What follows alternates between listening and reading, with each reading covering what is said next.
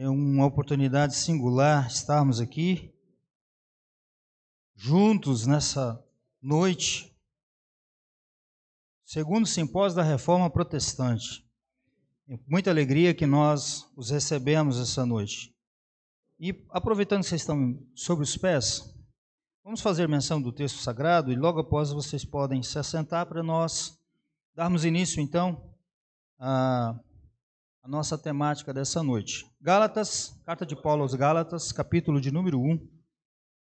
Nós vamos fazer menção do verso 6 até o verso 9.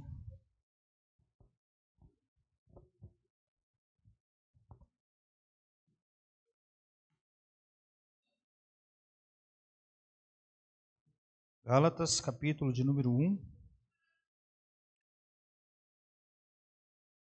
do verso 6 ao verso 9.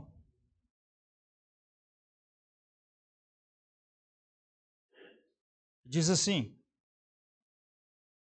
Admiro-me de que vocês estejam abandonando tão rapidamente aquele que os chamou pela graça de Cristo, para seguirem outro evangelho, que na realidade não é o evangelho. O que ocorre é que algumas pessoas os estão perturbando, querendo perverter o evangelho de Cristo. Mas, ainda que nós, ou um anjo dos céus, pregue um evangelho diferente daquele que pregamos a vocês, que seja amaldiçoado.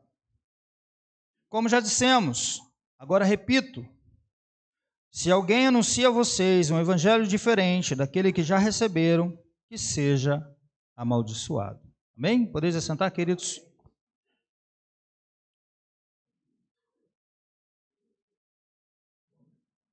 Hoje nós comemoramos, dia 31 de outubro, 500 anos da Reforma Protestante. Um movimento que começou por volta do século XV, ali já começou os pré-reformadores, e que de fato se concretiza a partir do século XVI, onde marcam a nova era da igreja.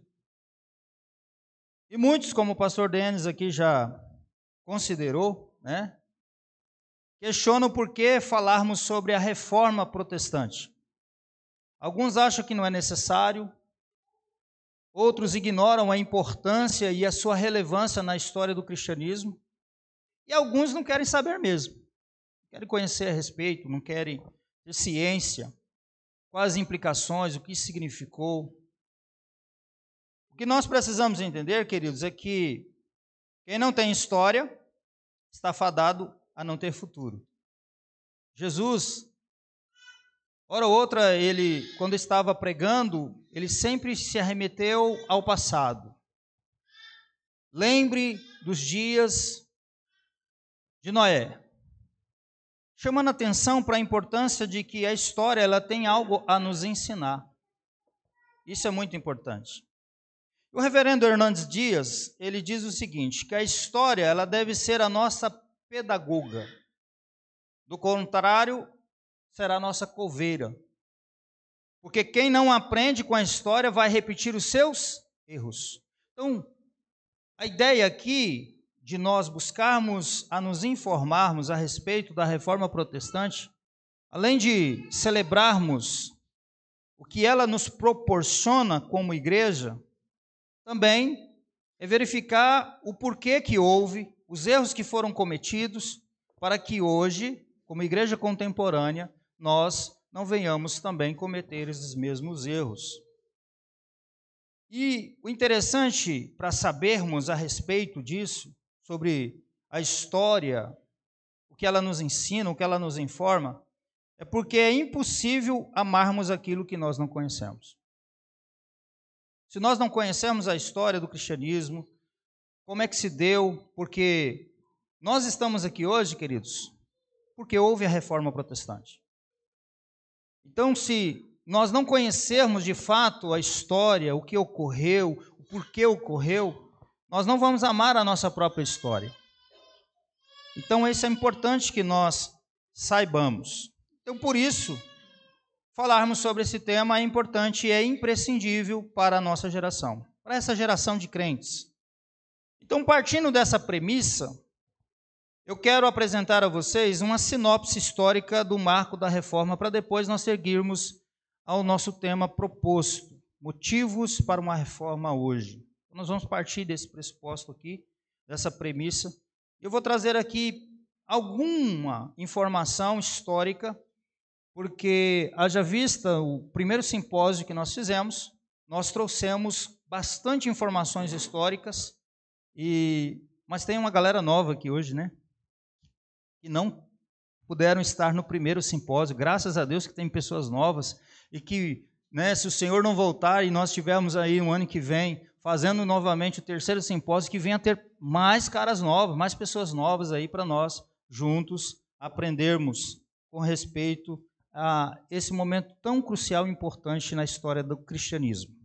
Ok? Então, mas eu vou trazer algumas informações aqui rapidamente, que são pertinentes, eu considero, para que nós possamos depois entrarmos propriamente no tema que nós iremos tratar a partir de então. Certo? Entendamos o seguinte, que mais do que um marco histórico, a reforma foi um chamado de volta à essência do Evangelho. Certo?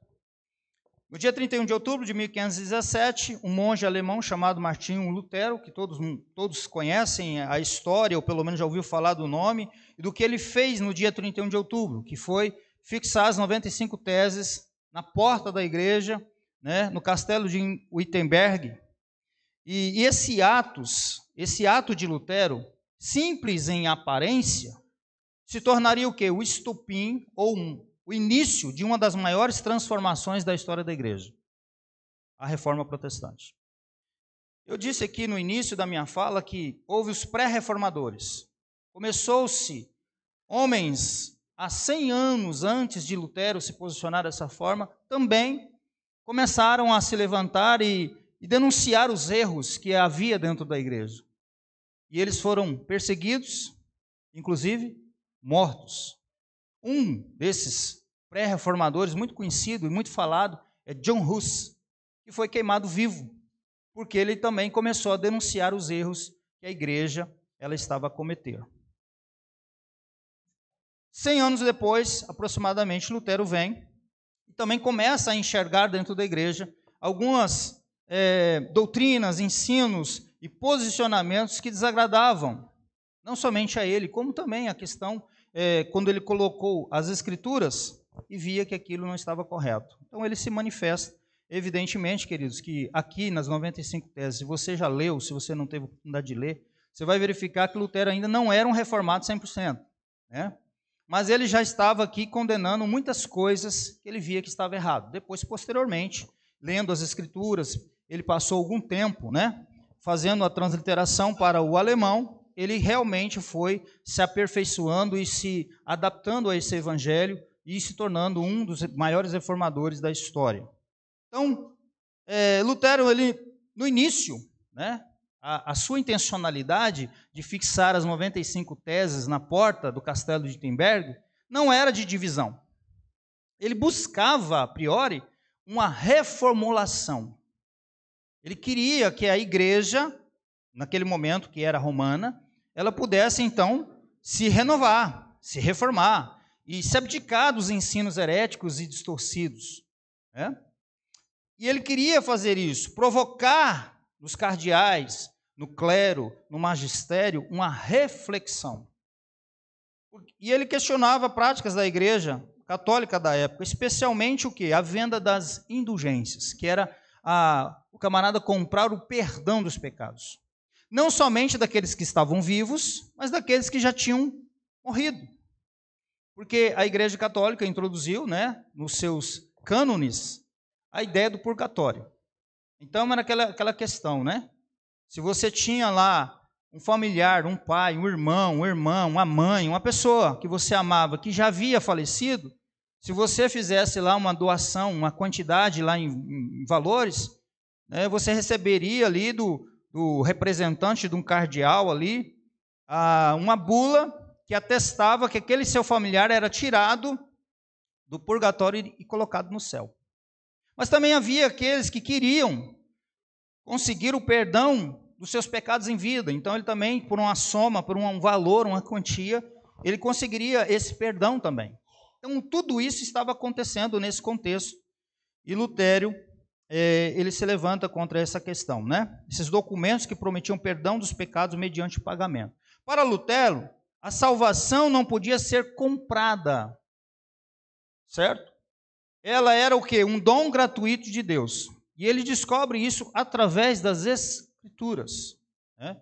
Nós sabemos, é o testemunho que Lutero teve, da sua experiência com as Escrituras, do texto de Romanos, capítulo 1, verso 17, que foi mencionado aqui hoje, e aí ele descobre que não era por obras que o homem era justificado, mas pela fé somente. Então aí deu-se início a ele se posicionar na questão da salvação, certo? Então, revoltado com isso, com as vendas de indulgências realizadas pelo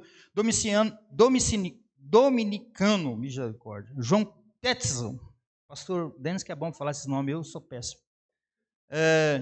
Ele escreveu um documento, que é as 95 teses, criticando a igreja e o próprio Papa. E as 95 teses de Lutero foi pregada na porta da igreja a fim de que seus alunos se preparassem para um debate em classe. Naquele momento, como que Deus ele é tremendo, Deus já estava preparando todo o pano de fundo histórico para que isso pudesse acontecer. Porque um pouco antes, né, no século XIV, a igreja ela tinha um total domínio de todas as coisas. Da educação, das terras, dos bens, da política. E aí, muitos começaram, aí tinha aquele período da escolástica, né, mas muitos começaram a se revoltar, e aí começaram a tirar esse domínio, aí veio o período da Renascença, e muitos começaram a tirar ali a questão da política, das artes, da questão cultural, da educação, do governo da igreja. E aí começaram a montar, foi aí que surgiu as grandes universidades. E o fato de Martinho Lutero colocar as 95 teses na porta da igreja, ele estava chamando aquela galera para fazer um debate, para eles discutirem, porque era assim que funcionava entre os acadêmicos. Martinho Lutero era um professor da faculdade teológica, e ele então faz ali, compila suas 95 teses com essa intencionalidade, certo? Então ele colocou lá para que os alunos dele se preparassem para um debate em classe. Essa foi a priori a intencionalidade de Lutero. Alguns estudantes imprimiram, o que os estudantes fizeram? Os alunos. Tinha ali, né, foi criado a imprensa, né, Gutenberg, e imprimiram, leram para a população, espalhando as críticas que Lutero tinha feito à Igreja Católica. Aí o negócio saiu um pouco do controle, né? E em 1520, o Papa Leão X redigiu uma bula condenando Lutero e exigindo sua retratação. Lutero queimou a bula em público, o que agravou a sua situação. Ele vai lá e pega a bula papal e queima em público, para que todos pudessem ver. E ficou o negócio mais complexo para ele. Em 1521, o imperador Carlos V convocou uma assembleia chamada Dieta de Worms. Eu acho que vocês pesquisando aí, muitas pessoas publicaram nos seus status, né? Na qual o monge foi considerado herege. Ele foi declarado herege. E eles não chamaram ele lá para fazer debate, não. Eles chamaram lá para que ele pudesse se retratar. Era aí a condição que eles colocaram para Lutero, certo?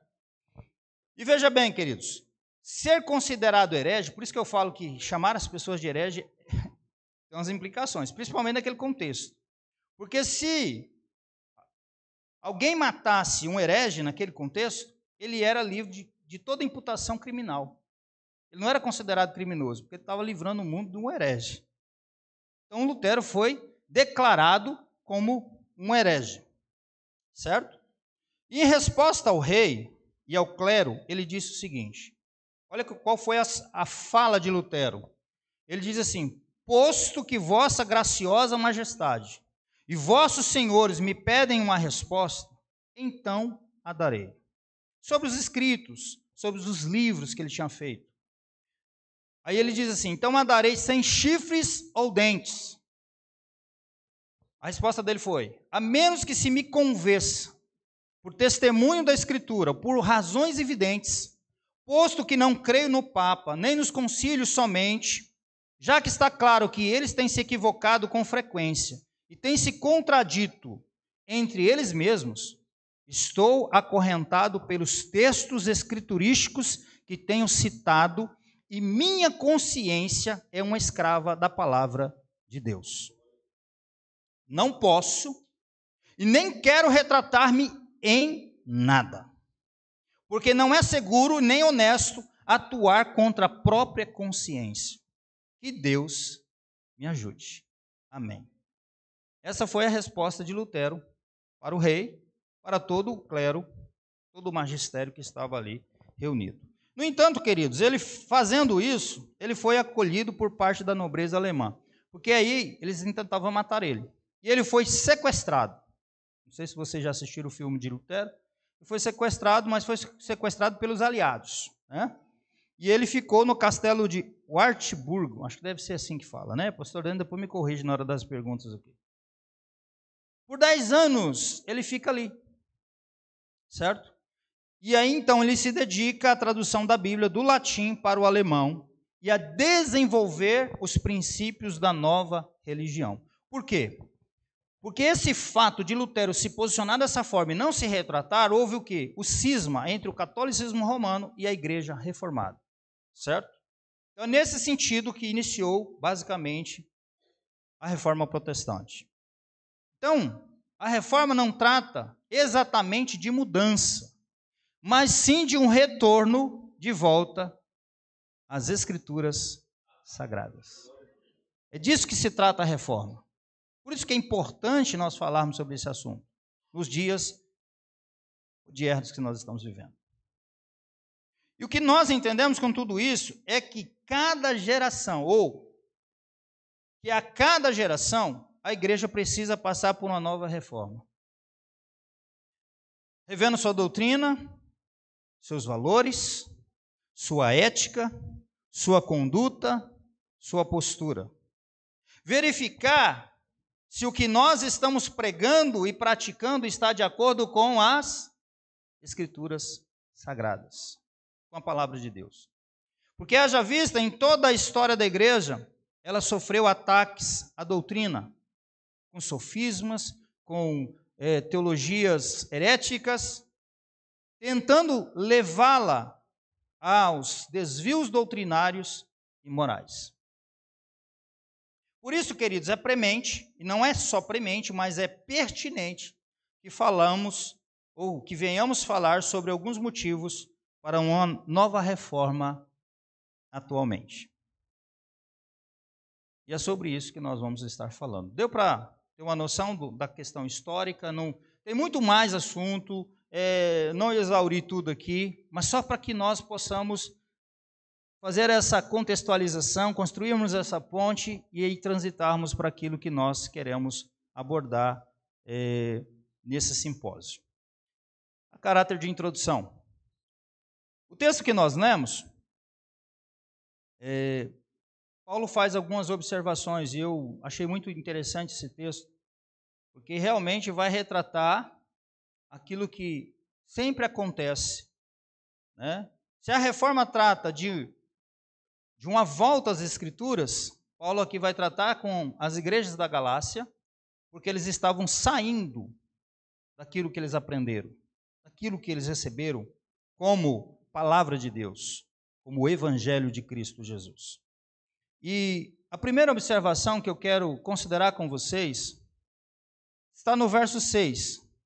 Paulo começa dizendo o seguinte: admiro-me de que vocês estejam abandonando. E ele diz, tão rapidamente, aquele que os chamou pela graça de Cristo, para seguirem outro evangelho. Primeira observação aqui que eu quero destacar com os amados é o abandono do evangelho. E o evangelho aqui, no contexto em que Paulo trata, queridos, o que seria o evangelho? Porque muitas das vezes nós sintetizamos essa palavra, né? O pastor Samuel Vieira, ele diz assim, que o evangelho é aquilo que Deus fez em nosso lugar. Ou seja, não é o que fazemos, mas é aquilo que Deus fez. Outros dizem assim, o evangelho é a boa notícia. Sim, tudo isso é verdade. Tudo isso é interessante sabermos, porque trata-se do evangelho. Mas aqui, no contexto que Paulo trabalha, a ideia que ele quer colocar e apresentar àqueles irmãos, aquelas igrejas da Galácia, é que o Evangelho trata da notícia completa. O que seria essa notícia completa aqui? Ou seja, da salvação pela graça, através da fé, na pessoa de Cristo Jesus, revelada nas Escrituras, para a glória de Deus Pai. Esse é o evangelho que Paulo está falando aqui. Certo? Isso é o evangelho. E Paulo, ele fica espantado com o posicionamento daqueles irmãos, porque eles receberam a informação, eles foram evangelizados, receberam esse evangelho, creram nesse evangelho, e agora eles estavam, como diz aqui, panguando. O que é panguando, irmãos? Aqui o segundo igreja já está mais familiarizado com esse panguando meu. Eles estavam moscando. Ficou mais fácil para vocês? Primeira igreja aí, deu para entender? Moscando. Estava assim, meio, né? Exatamente isso. Mas Paulo, ele fica espantado com a rapidez que aconteceu esse abandono, essa forma deles deixar a centralidade do evangelho para dar ouvido a um pseudo-evangelho. Eles estavam abandonando a verdade do evangelho por um pseudo-evangelho. É o que Paulo está declarando aqui, que na realidade não é o evangelho.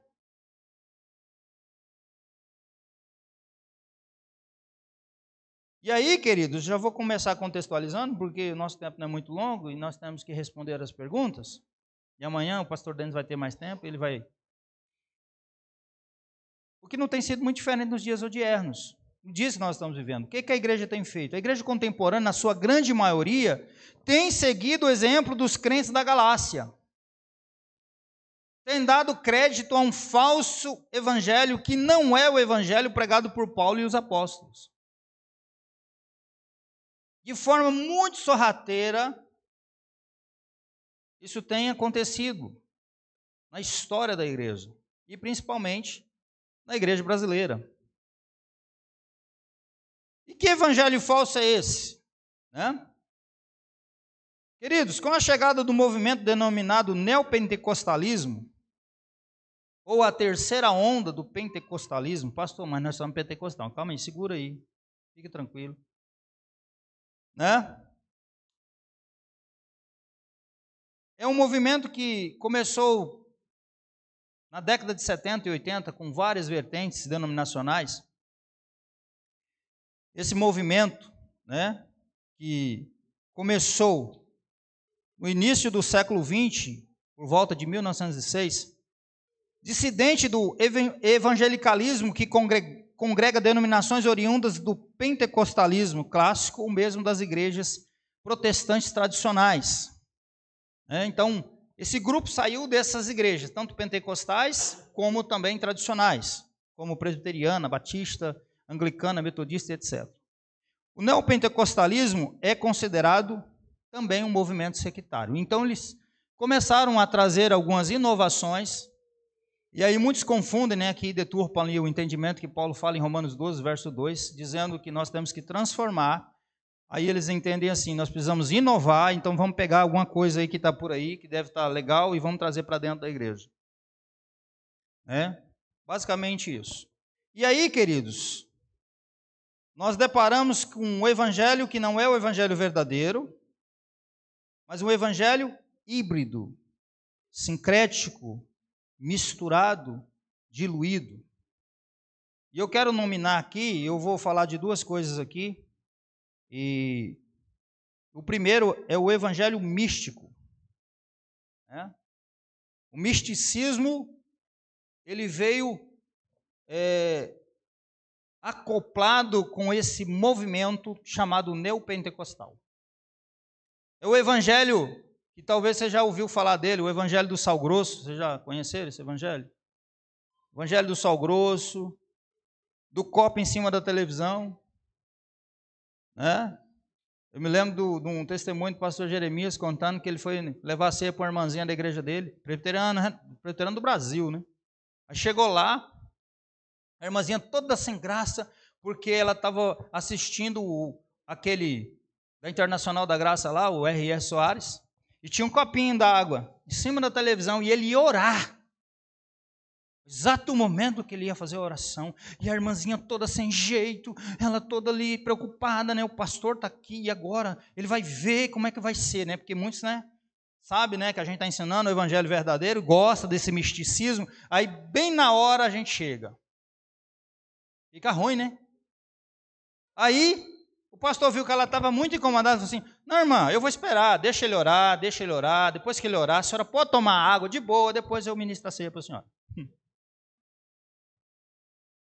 É o evangelho do sal grosso, do copo em cima da televisão. Agora inventaram do facho de luz. A campanha do facho de luz. Aí os benditos dos líderes colocam uns, como que é o nome daquele troço? Refletores no meio da igreja. Pus a bestaia, oh meu Deus, pus coitado, vim passar no meio. O facho de luz, vamos passar no facho de luz aqui, porque Jesus disse que nós somos a luz do mundo. E o povo gosta disso. O povo vai, né, aquele domínio de manada. Culto aos anjos. Agora dá melhorada, porque nós ficamos batendo direto, né? Antigamente, se falasse que tinha um anjo dentro da igreja, meu irmão, as cadeiras voavam para cima. Se o irmão no louvor falasse assim: irmão, tem um anjo aqui, os irmãos pulavam e saía todo mundo sapateando. Uhul, o anjo está aqui. Você pode ler em Apocalipse e dizer assim, que Jesus disse que ele está no meio do candeeiro. Jesus está aqui, irmão. Tem irmão que boceja e abre a boca para cima, assim, ó. Ou seja, Jesus é menos importante do que o anjo. Tem até umas igrejinhas por aí, que a mulher, esse dia eu estava vendo um vídeo que a mulher ficava assim, ó. Tá vendo? O anjo está ali, o anjo está ali. E os outros, coitado, eu não vou usar essa expressão que vem na minha mente não, porque eles podem ficar meio escandalizados. E o povo endoidou. Paulo corrigiu lá a igreja em Colossos, dizendo, olha, cuidado que essa falsa piedade escuta aos anjos. Os anjos, eles existem para ministrar em favor daqueles que hão de herdar a salvação. Tem que ficar aí achando. Tem uns pastores por aí pentecostal, né? Que chamam os querubins, os serafins, e bota não sei aonde, bota não sei aqui. Eu sei que vocês têm uns DVDzinhos, vocês já assistiram essas pregações por aí, porque eu já assisti também.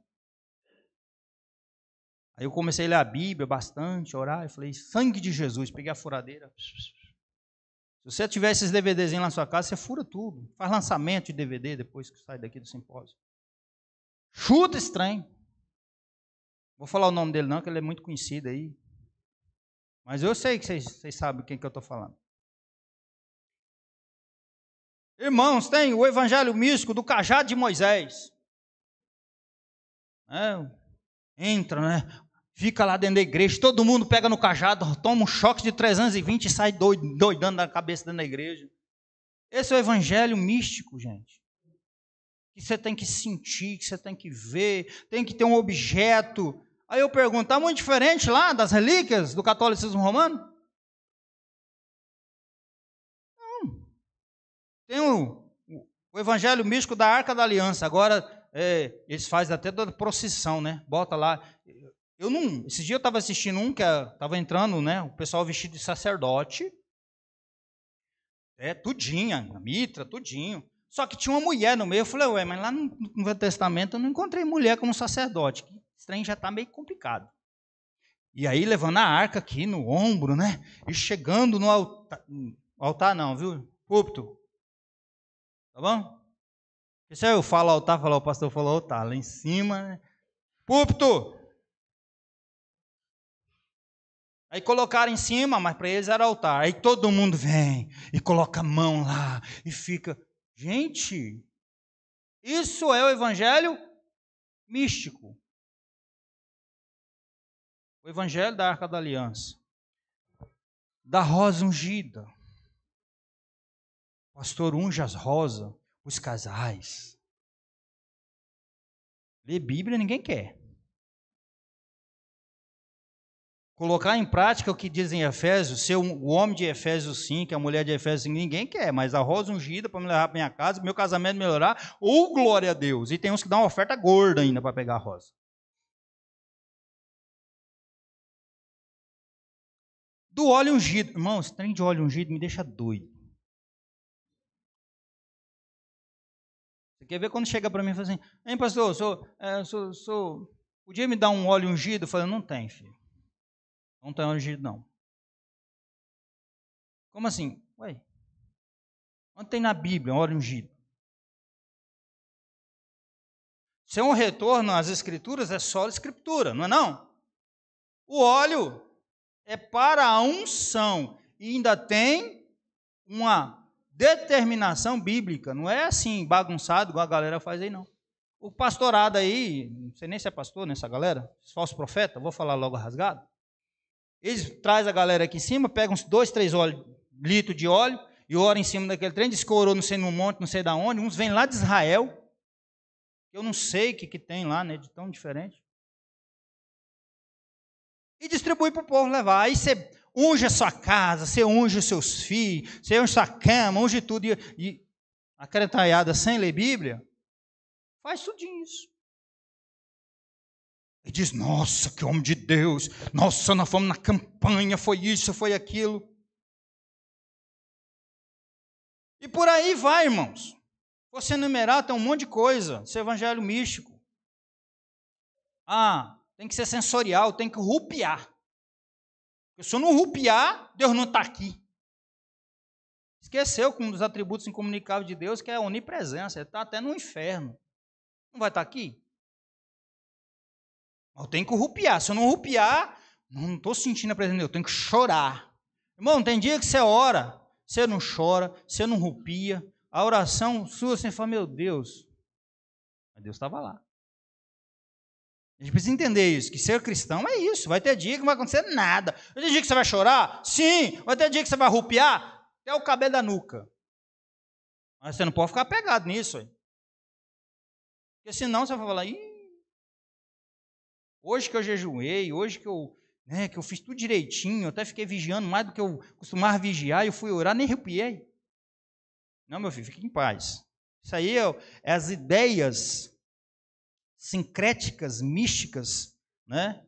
As mandingas evangélicas, as macumba evangélica, e aí tem tudo, né? As orações por foto, não traz a foto para me orar, não. Em nome de Jesus, faz isso não. Eles aqui já sabem, nunca trouxeram. Gente do céu, aquele monte de foto. Ou vem gente representando, e tem lugar aí que o cara fala assim, eu vou orar pelo seu parente, e a doença que ele tinha, você vai sentir. Ou quem ia morrer vai cair. Oh, meu Deus do céu. Uns caras poderosos demais. Eu fico pensando nesse negócio. Qual é a consequência disso, pastor? As pessoas ficam apegadas a isso.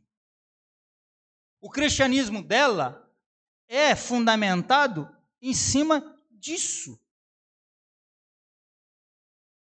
Sempre dependente de alguma relíquia, de algum sinal, de algum anjo. Esse dia eu estava assistindo um vídeo, uma pombinha do nada, coitadinha da pombinha, lesada, pulou em cima do para-brisa de um carro do pessoal, o pessoal endoidou dentro do carro. Ai, meu Deus do céu, isso é um sinal, olha aqui a pombinha. E para acabar, a pombinha era branca.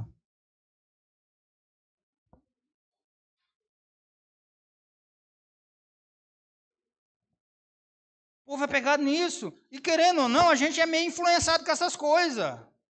O movimento pentecostal tem muito disso, não é o pentecostalismo, nem se fala. A pessoa fica dependente de algo sensorial. Nunca a palavra é suficiente. Tem lugar que a gente vai pregar, tem pessoa que sai assim, Deus não falou comigo. Você se matou de expor as escrituras 1 hora, e a pessoa sai dizendo que Deus não falou com ela, porque ela queria que tivesse alguma coisa diferente. Olha, isso que vejo.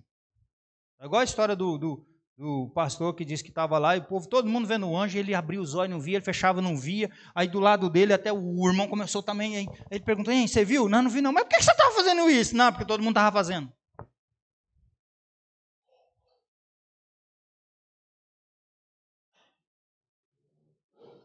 Esse é o primeiro que eu quero destacar. Por que nós precisamos de uma reforma? Por causa disso. Cadê essas bestialidades gospel que estão inundando as igrejas? E aí uma geração de crentes sem fundamentação bíblica, sem estrutura bíblico-teológica, pessoas medíocres espirituais, que não amadurecem nunca. E nós precisamos, então, falar sobre isso. O segundo ponto, e aí os outros, pastor Denis, amanhã trabalham sobre eles, é o evangelho da prosperidade. Além desse evangelho místico, temos aí o evangelho da prosperidade. E muitos deixam o verdadeiro evangelho para ir atrás dessas coisas. E esse evangelho da prosperidade também é conhecido como teologia da prosperidade.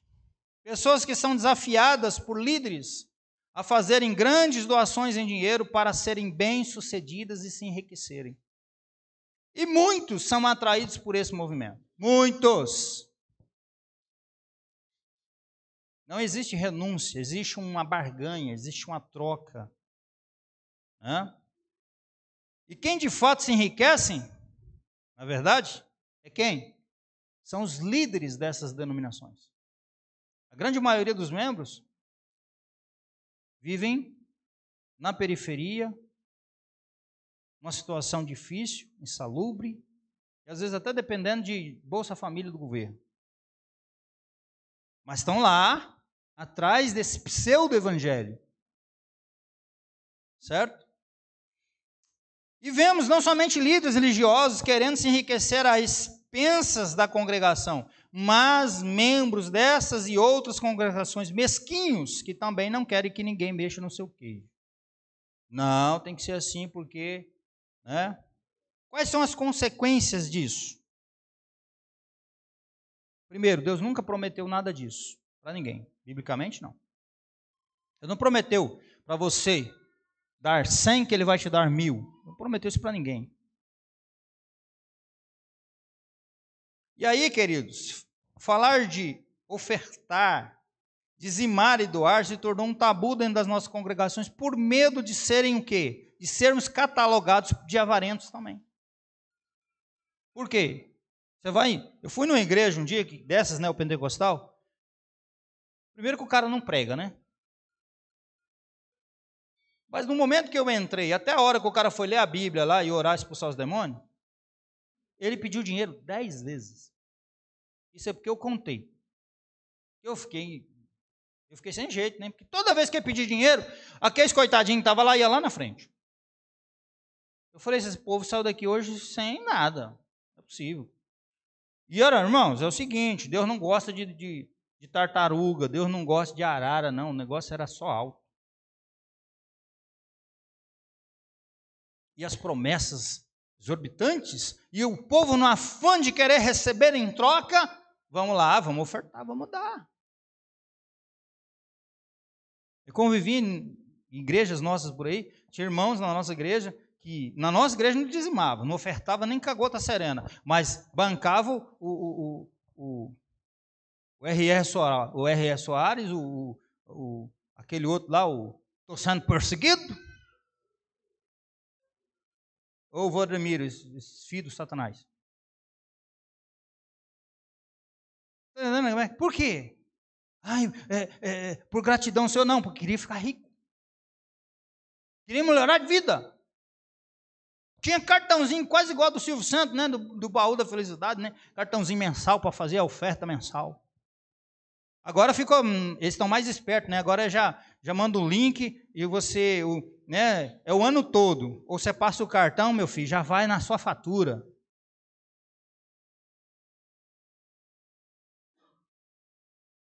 E por causa disso, quais são as consequências?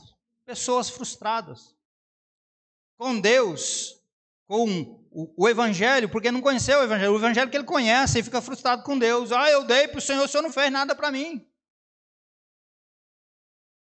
Olha lá, tem gente que vende carro, dá tudinho. Se tiver o dom da liberalidade, porque Deus mesmo mandou fazer isso, faça, meu filho. Mas sem essa ideia, sem esse ensino errado, mesmo pelo ensino correto das Escrituras. E aí, às vezes, a gente tem dificuldade disso, até de falar de dinheiro na igreja. Tanto que esses camaradas, né, fazem esse tipo de coisa, e aí tem um estigma em cima disso tudo, né? E por causa do quê? Dos dois lados da mesma moeda, usar a igreja como fonte de lucro, manipulando as pessoas com barganhas, igualzinho às indulgências de Tetzel, na época de Lutero. Não era isso que Tetzel fez? O Papa Leão X queria construir a Basílica de São Pedro, arrumou um maluco e diz, agora é o seguinte, nós vamos vender os pregos da cruz de Jesus, pedaços da cruz de Cristo, nós vamos para as relíquias e nós vamos vender perdão de pecado. Não é isso que a teologia da prosperidade está fazendo? Alguém contou aqui que numa escola bíblica que tinha um casalzinho que estava pagando a casa deles no céu. Acho que alguém falou. A Thaís que contou, né? No banco, né? Trabalhava no banco e ele já era descontado já na aposentadoria, era debitado em conta. E não, isso aqui não pode mexer, porque isso aqui é o nosso terreninho lá no céu. Aí, olha, você vê a mentalidade. Tem gente que faz isso achando que está pagando, é como se estivesse pagando um terreno aqui num loteamento.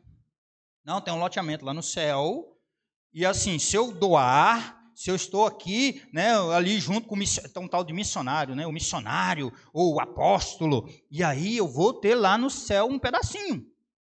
Ou estão pagando a mansão, tijolinho, isso aqui já é o tijolinho da construção da minha casa, engodo. Falsos profetas, falso ensino, isso não é evangelho. E muitos, né, dentro da igreja, a igreja vai indo para esse lado. Esses movimentos que vêm aí com toda a força e cresce, viu, gente?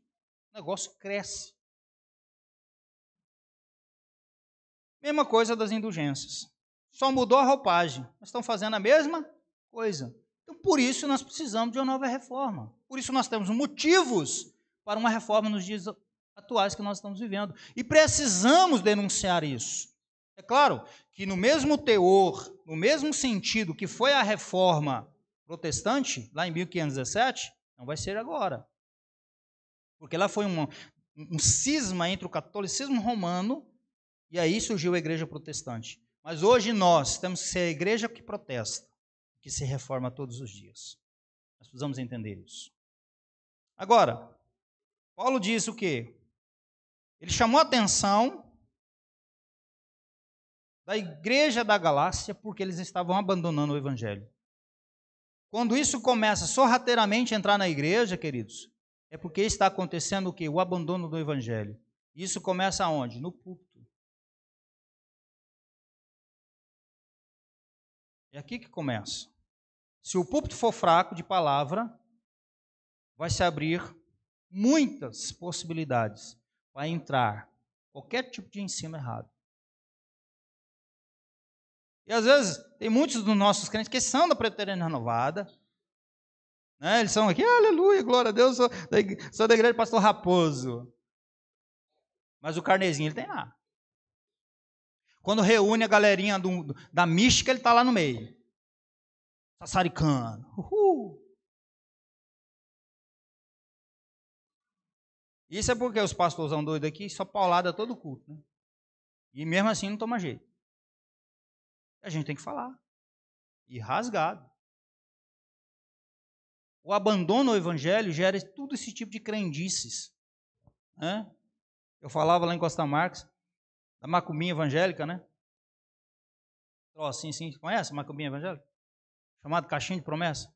A mãe de crentaiado que gosta daquilo. Compra aquilo, dá de presente para os outros. Né? O Jesus, estou falando. Aí fica lá puxando o versiquinho, só de benção. Só de benção. A Bíblia ninguém quer. Há um abandono do evangelho cristocêntrico, bíblico. E aí Paulo faz uma advertência. Qual é a orientação que Paulo dá? Ele diz o seguinte, verso 8 e 9. Já estou terminando. Ele diz assim, mas ainda que nós, ou um anjo dos céus, pregue um evangelho diferente daquele que pregamos a vocês, que seja maldito. Verso 9. Como já dissemos, ele reitera.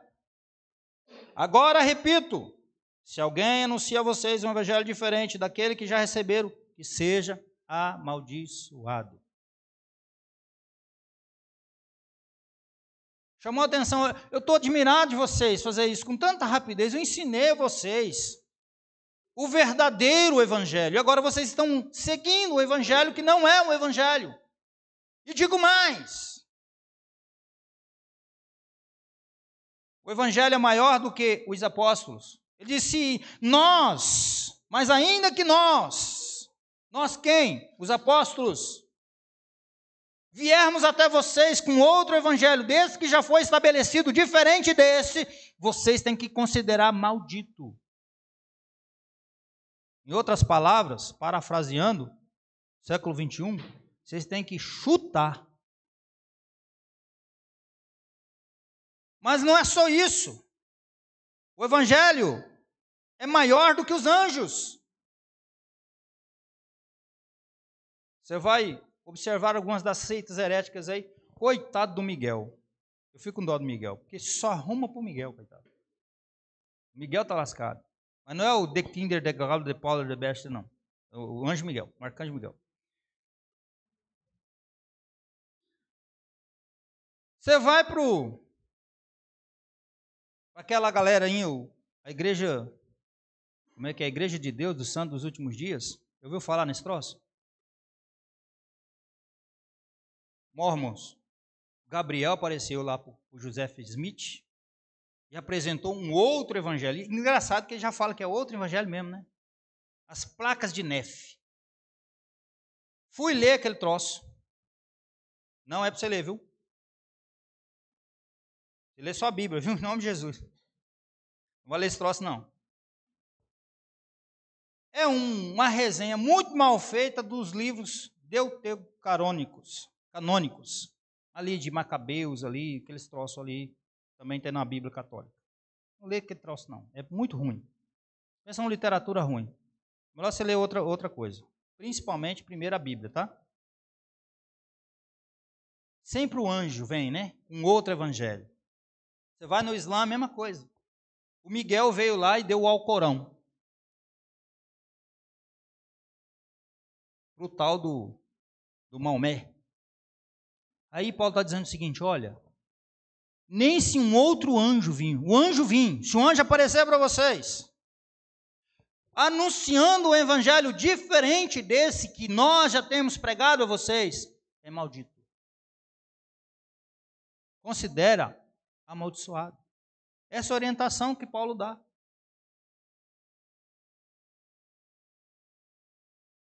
E também é maior do que os falsos mestres, bem que vinham outros com nome de apóstolo, né? Que agora tem um monte aí.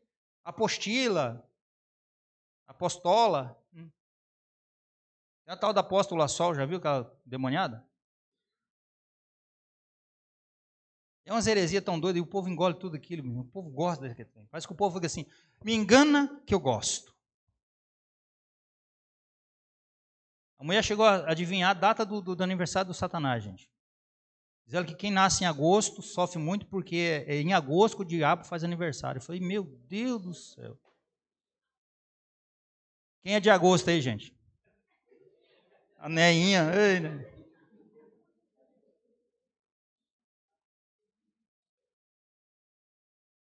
São coisas que eles ensinam aí na internet. Nas suas lives. E um monte. Gente, a gente quer fazer exposição bíblica.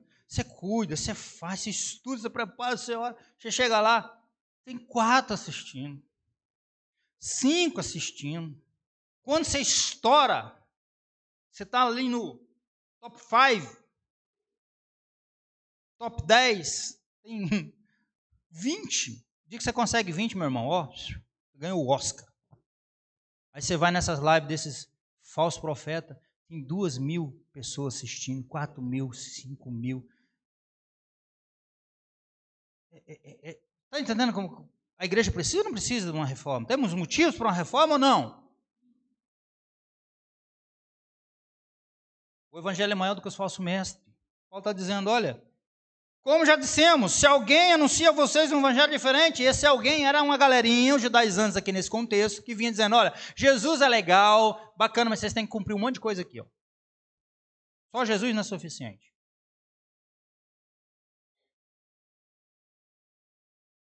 Aí Paulo está dizendo, seja maldito.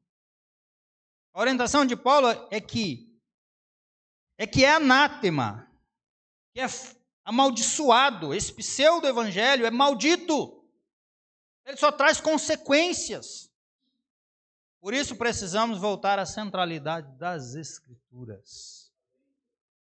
João Calvino diz que do púlpito, ou seja, o púlpito é o cetro onde Deus governa a igreja por intermédio da sua santa, inerrante, infalível palavra. Igreja reformada, sempre reformando. O que significa isso? Significa que a igreja precisa constantemente examinar sua teologia e sua ética. Quando falamos de teologia e ética, a gente está falando de ortodoxia, a gente está falando de doutrina. E doutrina aqui, irmão, não é a tinta da Jezabel, não é o cabelo, não é disso. Doutrina é doutrina bíblica, teológica, doutrina de Jesus, doutrina de Cristo, cristologia, doutrina do pecado, harmatiologia, doutrina de Deus, teontologia, doutrina do Espírito Santo, pneumatologia, doutrina da igreja, eclesiologia.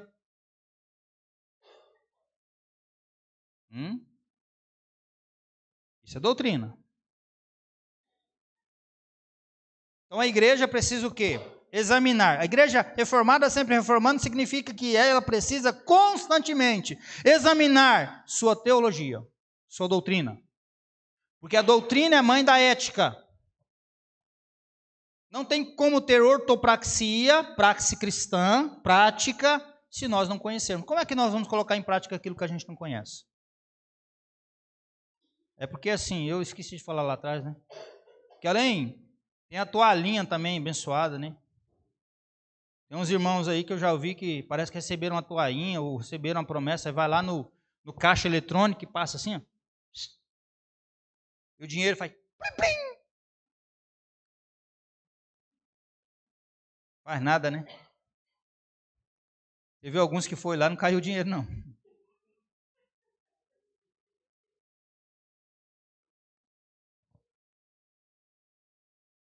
Gente, porque se conhecesse, tivesse doutrina, não ia atrás disso. Quem anda atrás dessas coisas é porque não conhece a Escritura, viu?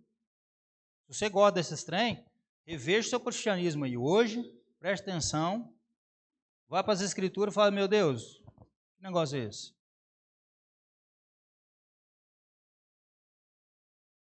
Você quer ver um negócio? Eu vou falar porque eu estou falando de casa.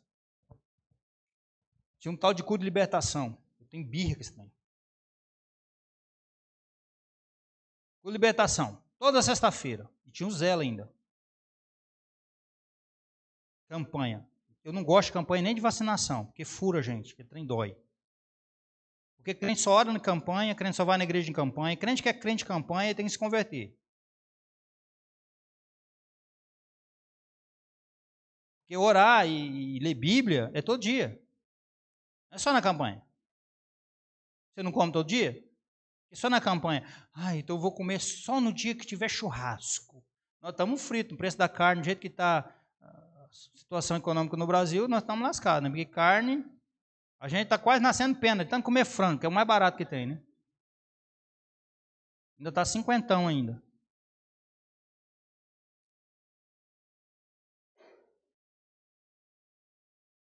E aí o seguinte, o culto da libertação, você olha, só dá crente. E crente de outras igrejas. Vem de lá, não vou falar o nome das igrejas não. Vem de cá, e está lá, cheio de crente de outras igrejas. Aí eu pergunto, o pastor desses abençoados, será que sabe que está aqui? Ou que está caçando esse tipo de situação em outro lugar? Às vezes o coitado do pastor nem sabe. E aí ora, o nego cai no chão, e nego estribucha, e levanta e continua a vida do mesmo jeito. Não muda nada.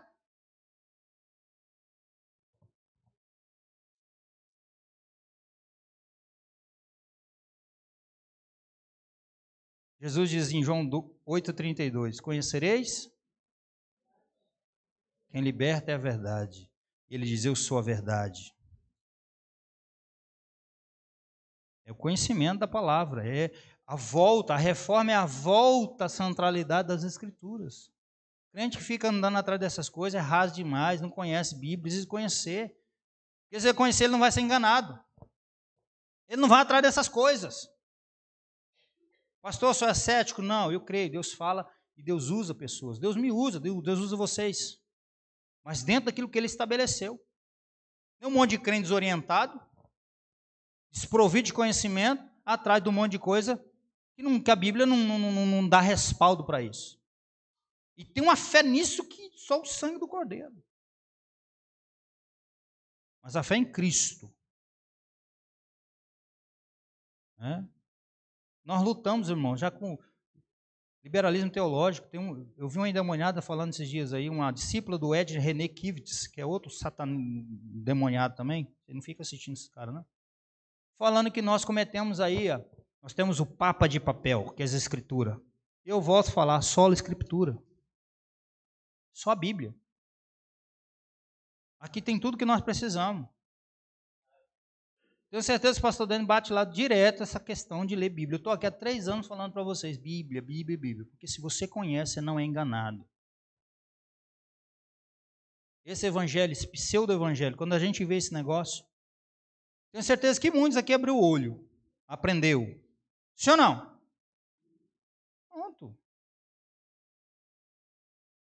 A gente não precisa de entretenimento, a gente não precisa desse misticismo, desse sincretismo religioso, dessa baderna gospel que está por aí, para dizer e entender que nós estamos na presença do Todo-Poderoso. Ele está aqui.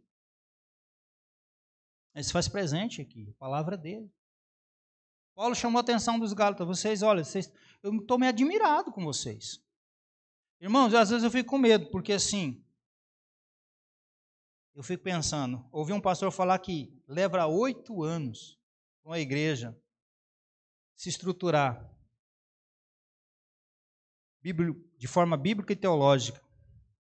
Falei, Jesus, eu tenho 3 anos, se eu for embora e vir um abençoado aqui, começar a ver raio aqui dentro, ver toda coisa, como é que vai ser com esses crentes?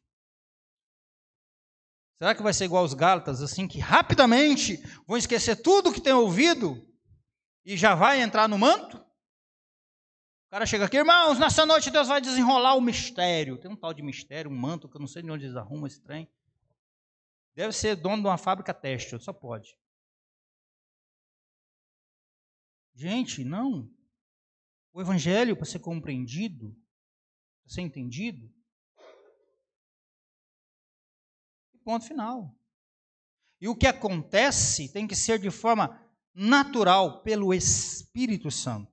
Então, hora ou outra, nós precisamos examinar a nossa teologia, a nossa ética, para saber se estão alinhadas com as Escrituras. E aquilo que não tiver, precisamos alinharmos novamente. Que essa seja a realidade de todos nós aqui. Que essa seja a nossa realidade. Quer crescer espiritualmente, quer amadurecer na fé, você quer ser liberto dali dos seus problemas, palavra de Deus. Quanto mais, tem vários que fizeram citação dessa frase. Uns falam que é Moody, outros falam que é Charles Spurgeon. Não sei o certo, eu só sei que a frase é interessante. Que diz o seguinte, que esse livro te afastará do pecado. Ou o pecado te afastará desse livro. E não é só ler. Não é o tanto que eu sei de versículo decorado. É o tanto que eu pratico. Lembre-se que existe um equilíbrio entre ortodoxia e ortopraxia. Quando nós não conhecemos, nós vamos fazer aquilo que é errado. Nós vamos no senso da manada. Todo mundo está fazendo. Pragmatismo, né? Todo mundo está fazendo. Por que você vai lá, fulano? Porque todo mundo, a minha vizinha me chamou, eu fui. Ó, pensa! Aham. O que aconteceu? Ah, pai, Deus visitou, nós caímos no chão, eu vi o fogo, pegou não sei o quê, um monte de coisa. Legal. Mas e aí? A língua continua do mesmo tamanho, falando mal da vida dos outros?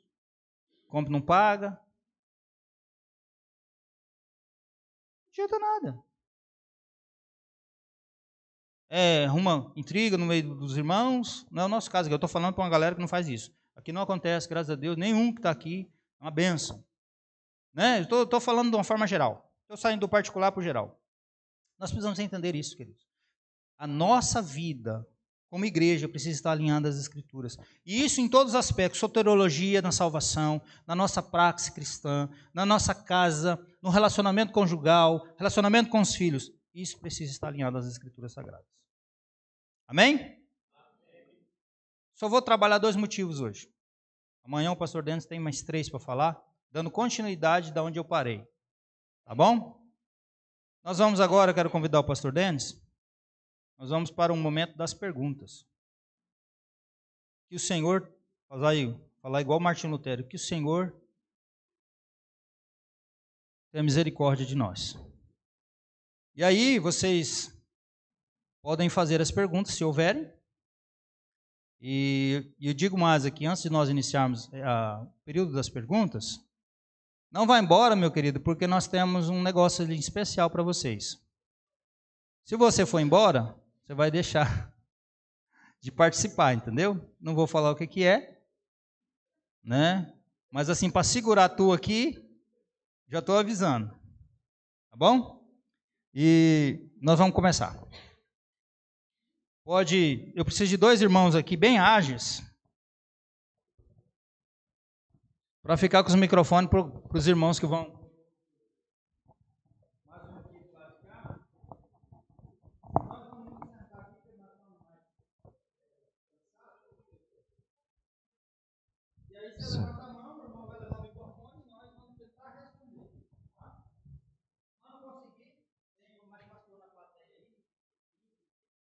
Som, glória.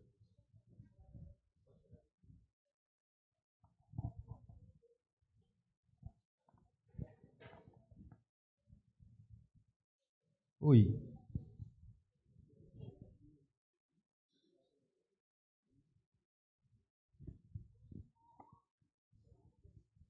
Vamos lá, galera?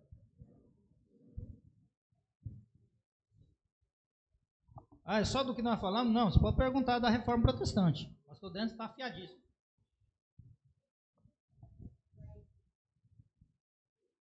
Você vai aí. Faz assim, irmãos, ó. A paz, pastores e igreja.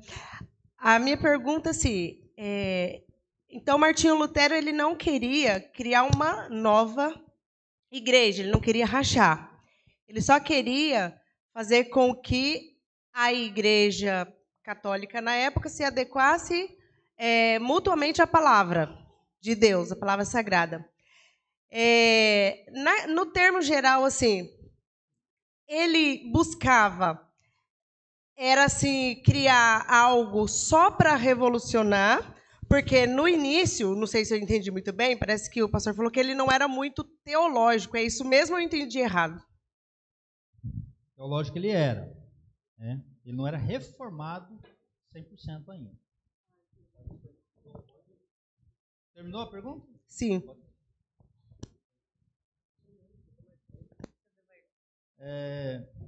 Na verdade, a priori, ele não tinha intencionalidade mesmo de ter uma cisão.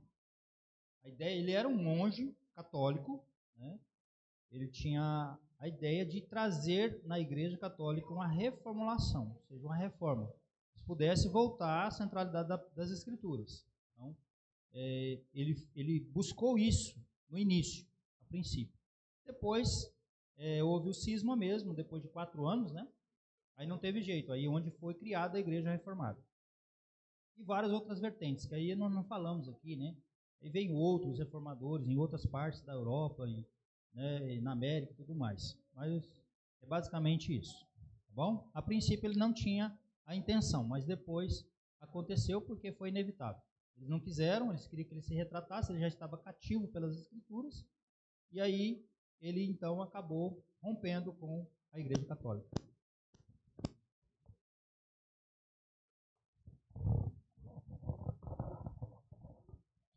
A paz, Senhor, pastores.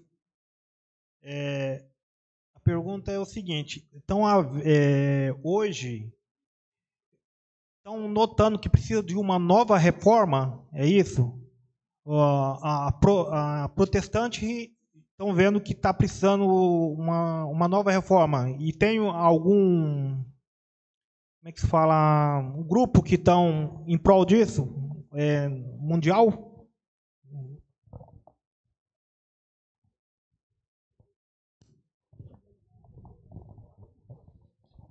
Que nós saibamos, não tem nada oficial, um grupo para isso.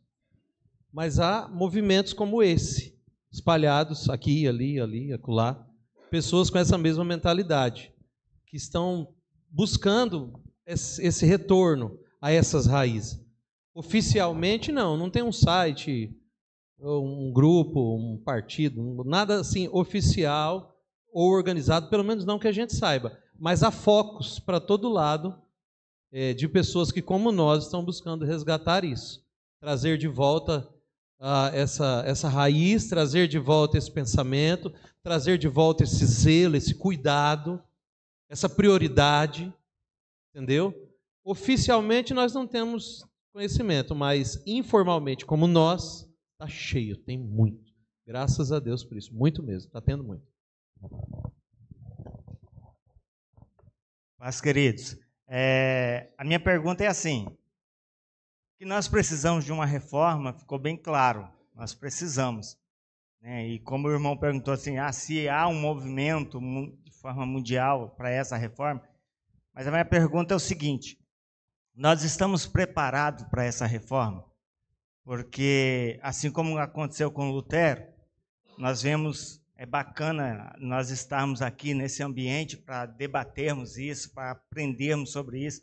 Nós vemos a necessidade, mas dentro do próprio ministério, eu não sou da Renovada, mas dentro do ministério que eu estou, eu vejo que há inúmeras igrejas, inúmeras lideranças que praticam todas essas heresias que o pastor Roberto citou ali.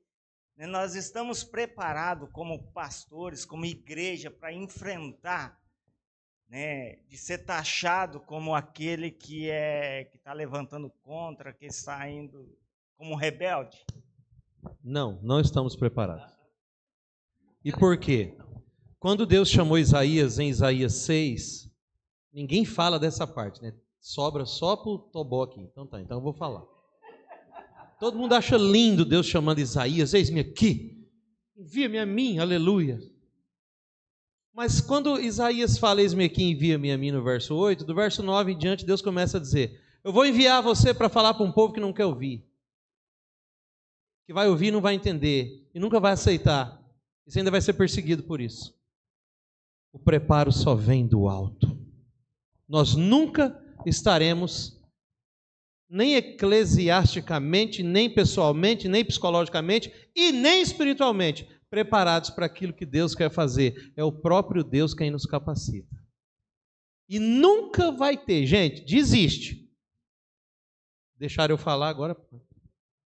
Desiste. Não tem mudança sem luta, sem choro, sem perca. Não tem. Se a gente bancar o doido igual nós estamos bancando, algumas pessoas vão sair, não vão entender, vão falar mal, vão se levantar contra, outro vai ficar até depois não fica mais. Preparados nós nunca estamos, a nossa natureza não está preparada para as coisas de Deus, é só pela misericórdia. Deus move 1, 2, esses 2 movem 3, 4, e Deus vai trabalhando no meio do povo. Alguns, como foi com Isaías, não entende, cai fora e tal, mas o que nós precisamos fazer é avançar.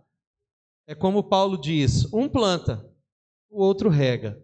O crescimento, quem vai determinar quando, quantos e como é Deus. Mas preparado a gente não está, não.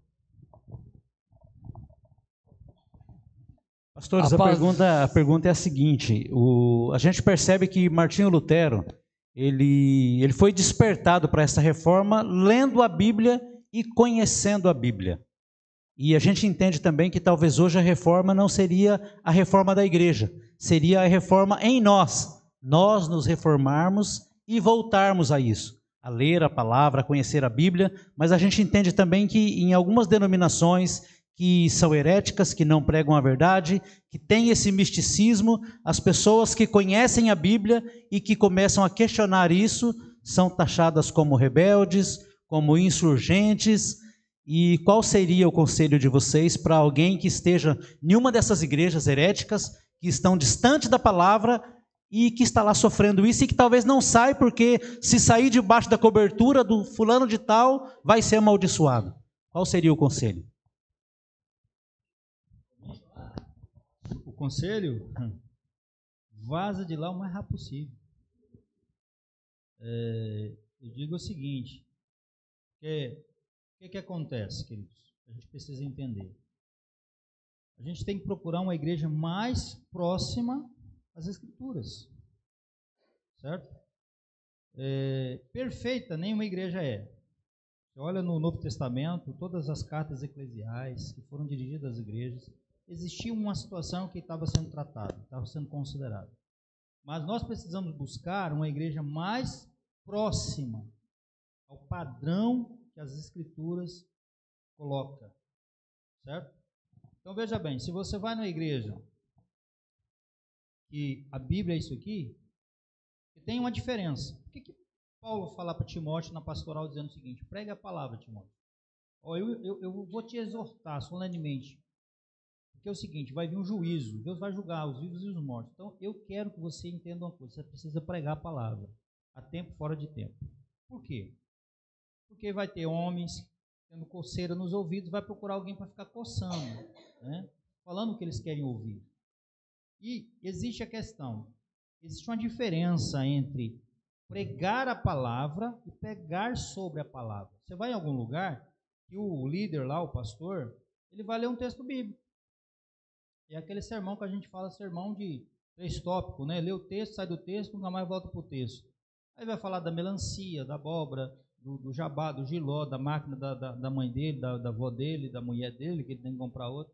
É isso. Então, se você está numa igreja como essa, que eu acho que talvez não tenha ninguém aqui, mas se tiver, meu querido, procure uma igreja bíblica. Procure uma igreja que ama a exposição da palavra de Deus.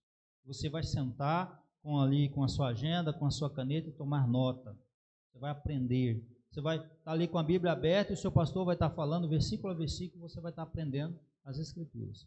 Esse é o conselho que eu dou para você. Vaza. Entendeu? Tudo que nós precisamos é a palavra. Porque em muitas igrejas é o seguinte, é oportunidade demais. É o grupo não sei do que, é grupo não sei da onde, arruma tanto grupo, cara, eu não sei de onde arruma tanta coisa. E aí diz o seguinte, agora chegou a hora mais importante do culto. A palavra de Deus.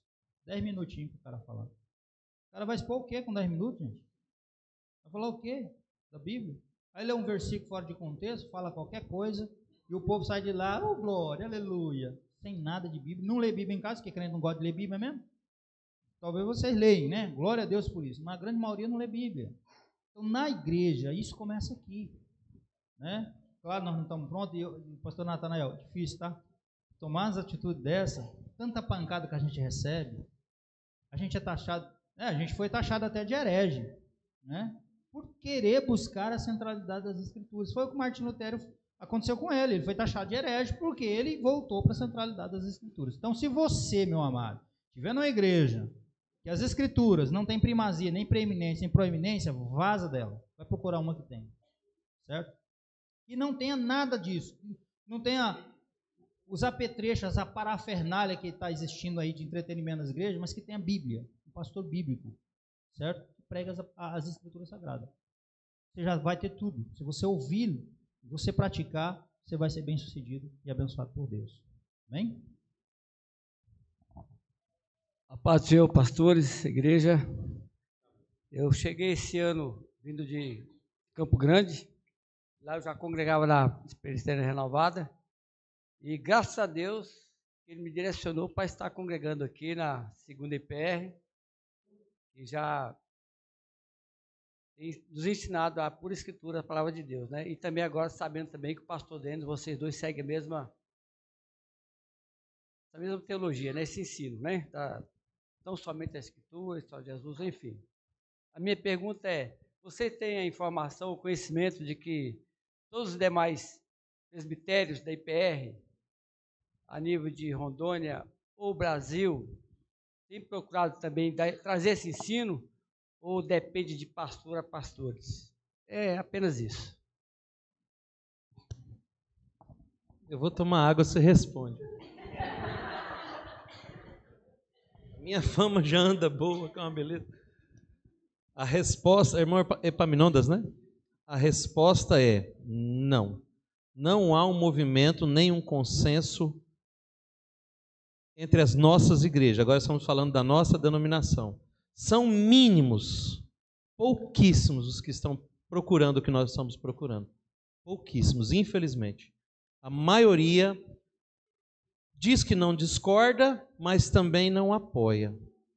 E um bocado está cometendo esses erros que foi pregado aqui. Infelizmente. Infelizmente, a nossa igreja de presbiteriana hoje, a maioria dela só tem o nome. Que de presbiteriana mesmo sobrou pouca coisa. Infelizmente. A resposta é não. Paz, Senhor. Tudo bem com vocês? Boa noite. Minha pergunta é o seguinte, a gente sabe que necessita de uma reforma, né, e entendemos que como vamos fazer isso, né, ou como podemos aplicar isso. Eu acredito que se nós fizer nem que seja 10 teses de pregar num canto, não vai funcionar, tanto é que temos a internet, temos vários conteúdos, pregadores famosos, mas que essa pregação, o que eles passam, não atinge o suficiente para ter uma reforma. Como que vamos proceder isso para conseguir fazer uma reforma, né?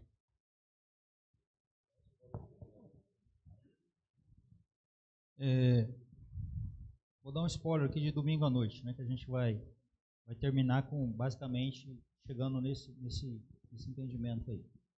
Primeiro ponto é sólido escritura, certo? E parece até que nós somos redundantes de tanto falar sobre isso. E os irmãos precisam estudar a palavra, e todo culto a gente fala a mesma coisa, a exposição das escrituras. Aí a gente condiciona a igreja aos estudos bíblicos, às escolas bíblicas dominicais, para que eles possam receber a ortodoxia, para que eles possam receber o ensino, a instrução. É desafiador. A gente sabe que a grande maioria não vão atender esse chamado, certo? E, de certo sentido, todos nós, todos os pregadores, expositores, reformados, tudo mais, nós temos uma limitação. Mas a fidelidade e você não desistir é o que conta. Por exemplo, nós falamos aos ouvidos. Eu, pastor Denis, todo reformado, todo expositor, ele fala só ao ouvido. Quem fala o coração é o Espírito Santo. Então nós temos que fazer o seguinte: Deus procura em que os seus representantes, no caso a liderança, o sacerdote, o pastor, que eles sejam achados fiéis. E no que é isso? Sejam fiéis no quê? Na exposição da palavra. E Deus vai preparar o meio, porque é Deus que faz, é Deus que nos capacita, que nos dá essa coragem de ficar doido da noite por dia, caçar confusão com todo mundo, tomar pancada. É só Deus que faz isso. Porque você acha que eu queria? Você acha que você queria também? Não. Mas aí Deus nos leva a isso, certo? E Ele prepara o meio, Ele prepara pessoas. Por exemplo, e não vai ser algo, vai ser aquele boom, gente. Não é. É algo paulatino, gradativo. Mas eu posso testemunhar, pastor Denis também, do que nós temos visto Deus fazer em nossas igrejas pela palavra, através das Escrituras. E isso é que nos motiva a permanecermos fiéis à palavra de Deus. Embora, né, talvez hoje a gente fale, mas Martinho Lutero foi aquela coisa. Deus preparou o momento. Eu falei da renascença, né? E o momento que Deus está fazendo agora é o seguinte: mesmo que de forma imperceptível, no Brasil está acontecendo o seguinte: as pessoas estão se cansando do sincretismo, do misticismo, estão atrás de igrejas bíblicas. Está acontecendo isso, certo? Mesmo que muito tímido, mas está acontecendo. Eu já ouvi pessoas, né, falando a respeito disso, que foi em igreja e não deu, e quer uma igreja que tenha palavra. Chegou, olha, palavra, é isso que estão procurando. Deus está preparando no meio um recurso. Possa ser que a igreja brasileira venha passar aí por um aperto, né? Quem sabe essa galera vai para as Escrituras mesmo, volte para o Senhor do jeito que precisa ser, voltar, sem um interesse naquilo que Deus pode fazer, mas naquilo que Deus é de fato. E essa é a intencionalidade. Então Deus vai preparar o meio. Como Ele prepara a gente, hoje Deus está levantando muito mais homens, né? Com essa postura, com esse posicionamento. Eu falo aqui de uma forma geral, não só na Renovada, porque na Renovada ainda tem muito pouco ainda, né? A nossa denominação. Mas Deus está a trabalhar e nós não podemos desistir. Uma hora Deus vai chegar e vai realizar o que precisa realizar e vai acontecer essa reforma. Mas localmente nós temos que já arregaçar a manga e começar a trabalhar nesse sentido. Beleza?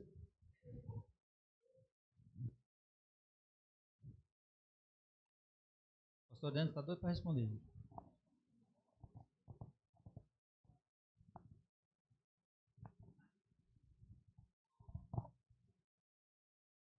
No último final de semana anterior, eu fui visitar meu filho que mora em São Miguel do Guaporé. E lá numa roda de almoço, né, lá com o sogro do meu filho, isso numa conversa, ele falou, falando das bênçãos que ele tem recebido, tem crescido, né, o comércio dele. E aí ele falou assim, graças a Deus, beleza, graças a Deus e ao São Cristóvão. Na hora, captou aqui na minha cabeça, né, que batia, né, a Deus ou a São Cristóvão. Naquele momento, eu tive vontade, mas eu não falei nada contra, não sei se eu quis respeitar a ideia dele, que é um católico, né, roxo, como disse por aí, ou se eu errei em não ter dado uma palavra com ele sobre isso, porque poderia ao menos citar o versículo, um só mediador entre Deus e os homens, Jesus Cristo, homem. Então, assim, é mais um conselho dos pastores, numa situação dessa, devia já dar uma B66 nele ou ficar calado. É mais um conselho de pastores. As coisas têm um momento próprio.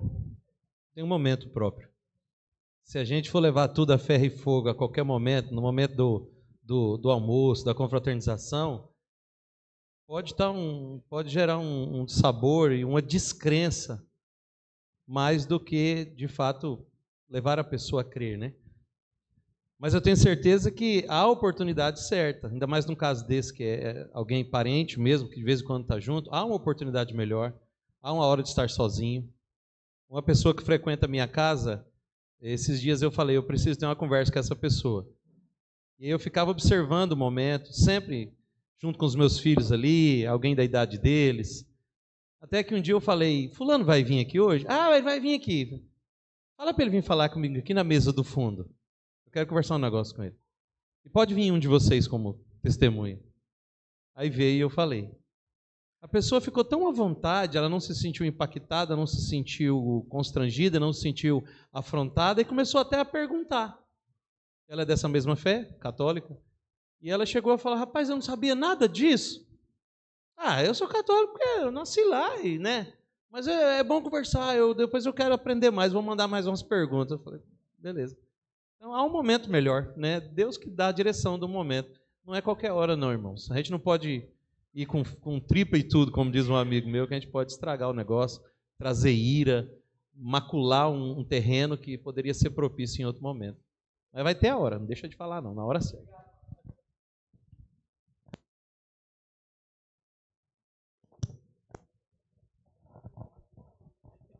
Mediante o que eu ouvi aqui, as respostas, e o que eu venho aprendendo aqui na igreja com o pastor Roberto, nós podemos afirmar que os de Deus vai trazer, né? Então é uma preocupação que vocês estão fazendo o que é certo, o que é o correto, que é pregar em cima da palavra, né? Pregar a palavra, né?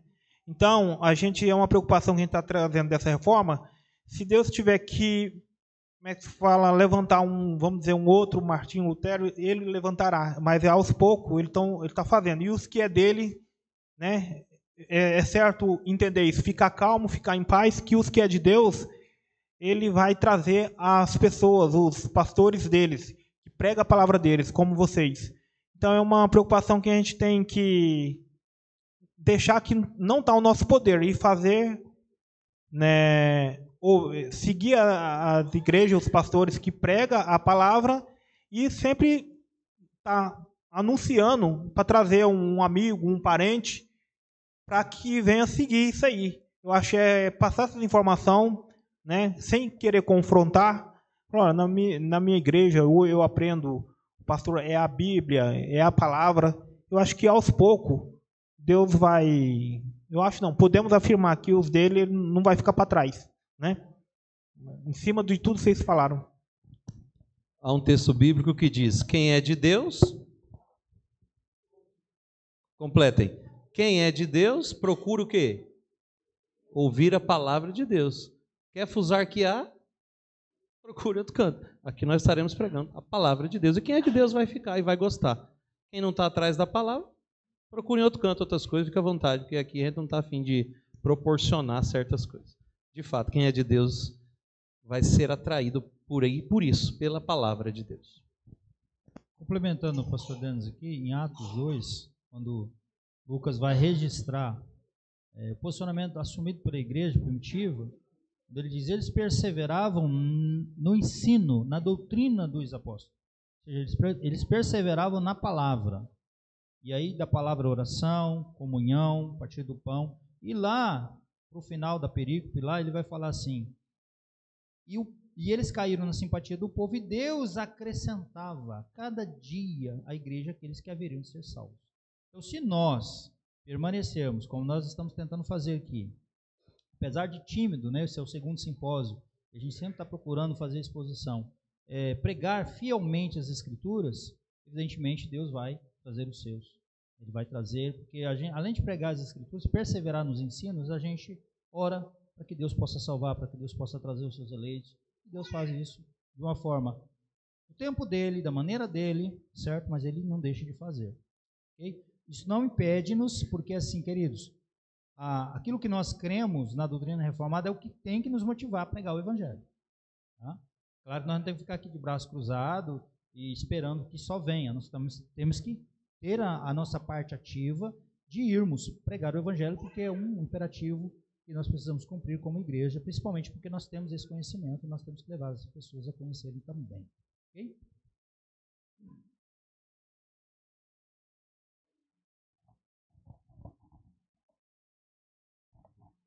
A paz do Senhor. Na verdade, eu tenho uma pergunta, mas a minha esposa tem uma pergunta também, só que ela não fala no microfone. E a pergunta dela é o seguinte: o que levou pastores tradicionais, reformados, a retrocederem e hoje acreditarem em certas heresias, como, por exemplo, a teoria da prosperidade? Essa é a pergunta da Natália, minha esposa. A facilidade. É muito mais fácil, irmãos, a gente correr atrás daquilo que não exige processos. Nós, brasileiros, detestamos processos. A gente não gosta de processo. Qual café é mais gostoso? Aquele que a vovó colhia, secava no terreirão e descascava no pilão, naquele soquetão de madeira, e deixava torrado e a gente moía na hora e tomava, ou isso que a gente compra de pacote? Aquele, né?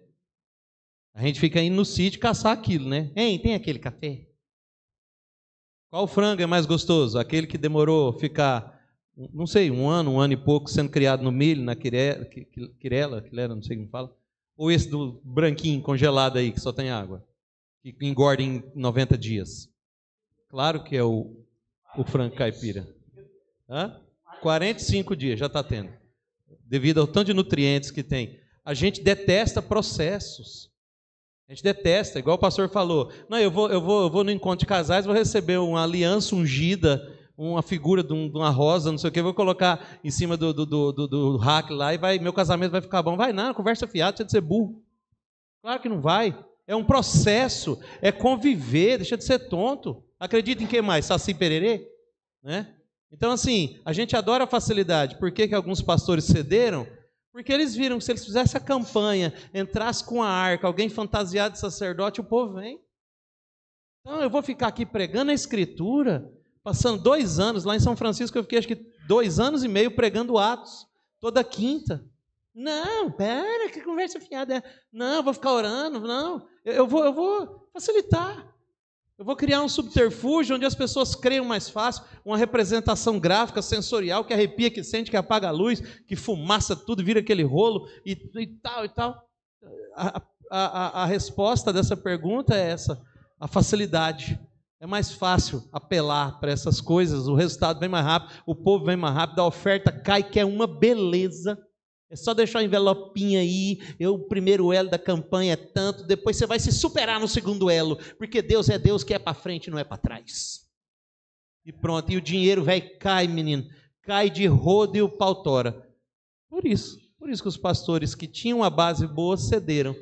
Eu não sei nem se eles acreditam nessas papagaiadas, mas é mais fácil, então eles apelam e deixam para lá. Até porque o brasileiro é movido a número, a gente adora coisa com bastante gente, né? A gente não gosta de parar na lanchonete que tem pouca gente. A gente espera 2 horas lá na outra. Às vezes o lanche é pior, mas a gente não quer parar nessa que tem pouca gente. E aí ele se sente bem, né? Ô, pastor, a igreja está com bastante gente. Aí, tá tranquilo. Está com bastante gente baseado nisso, mas aí fica, né, essa facilidade atrai e atrai muito. Outra? Tem outra? A gente sabe que a Europa, né, vive uma frieza geral no Evangelho há muitos anos. Eu acho que já é até centenário.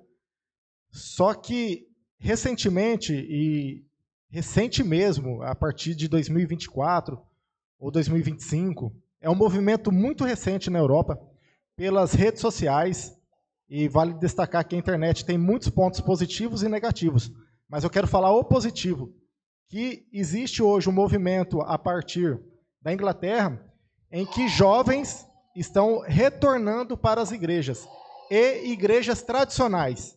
Por quê? Porque aquele jovem tem uma história. O meu bisavô foi da metodista, da batista, da presbiteriana, e eu preciso voltar para a igreja, eu preciso de Deus.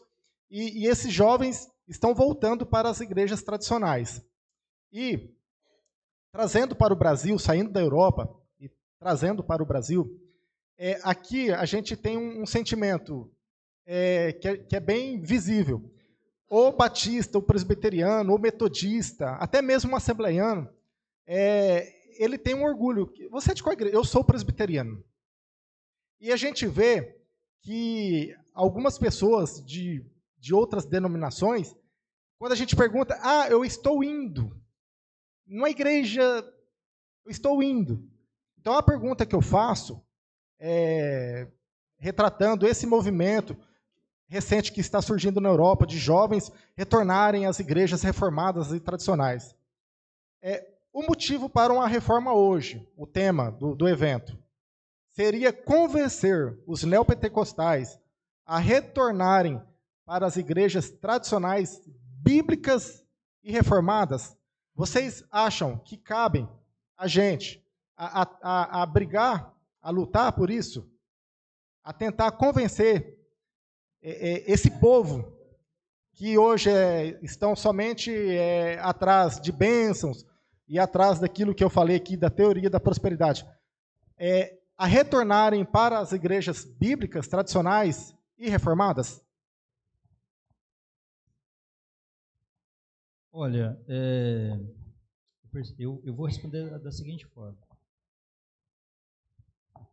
Nós precisamos continuar pregando a palavra, certo? Eu vou tentar explicar aqui a minha resposta um pouquinho. Antes é o seguinte: o que eu me preocupo hoje? Até mesmo dentro das igrejas nossas, que já está assim, se familiarizando com essa doutrina, é que muitas pessoas dizem assim: eu estou na igreja porque eu fui curado. Eu vim para a igreja, eu recebi uma cura boa, eu recebi uma cura do câncer. Olha, cura do câncer, nossa, Aí eu vim para a igreja. Outro diz assim, eu estou na igreja porque a minha família toda é renovada. Certo? Aí eu também, né, eu gosto do estilo da igreja, do formato litúrgico e tal, eu me identifico muito bem. Tudo isso é pertinente? É importante? Sim. Mas eu me preocupo porque é o seguinte, Paulo deixa muito claro o seguinte, Romanos 1,16, porque eu não me envergonho do Evangelho, porque o Evangelho é o poder de Deus para salvar a todo aquele que crê. O que salva, gente, é o Evangelho. O meio pelo qual Deus ele predestina para salvar os eleitos é pela pregação do Evangelho. Agora, a ideia do convencimento, como eu disse assim, fica difícil a gente trazer um convencimento. A gente pode trazer um alerta, exortar, né, sermos o arauto que anuncia de fato, certo? Ele que prega a palavra, que denuncia o pecado. Por exemplo, nós tivemos vários, até na internet, você citou a internet, aqui no Brasil, pessoas que se levantou contra esse tipo de movimento. Paulo Júnior, por exemplo, né, foi um dos grandes aí que se levantou nesse sentido. Tem vários outros que tem podcast, que fala muito sobre isso, e ainda está muito tímido, quase ninguém tem acesso, mas tem o Iago Martins, que sempre ele está mostrando alguma coisa. Então, veja bem, nós temos a responsabilidade de anunciar o Evangelho com a finalidade de que o Senhor possa convencer essas pessoas e trazê-las, de fato. E hoje há, sim, de certa forma, mesmo que timidamente, um movimento nesse sentido, certo? De pessoas, por exemplo, isso começou a acontecer